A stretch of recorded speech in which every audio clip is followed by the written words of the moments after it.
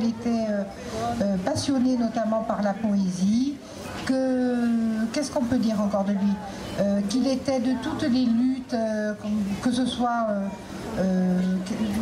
les dernières manifestations, notamment pour la vivisection. C'est quelqu'un qui était devenu végétarien.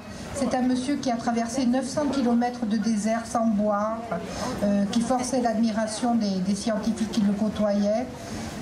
C'était un homme, on peut dire, le dernier grand humaniste, hein, Théodore Monod. Et son œuvre est magnifique, et c'est vrai que ses réflexions, eh bien, on peut les lire, c'est vraiment une lecture agréable à faire.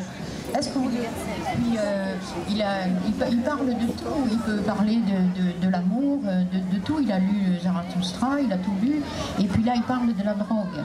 Et il dit pourquoi l'homme cède-t-il si souvent aux tentations de la toxicomanie. Donc vous voyez, il y pensait déjà, et il est mort, il était centenaire je crois, 98 ans, oui.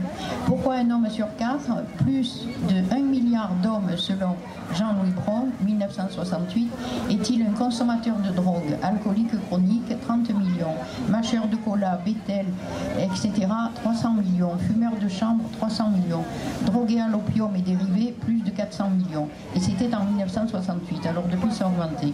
Pourquoi un être qui se prétend libre accepte-t-il si fréquemment de se faire l'esclave d'un stupéfiant, de l'alcool, du tabac, etc., alors que l'on peut voir d'autres hommes refuser cette honteuse aliénation et retrouver sans nicotine, sans boisson fermentée ou distillée, les règles d'une vie saine, heureuse et libre.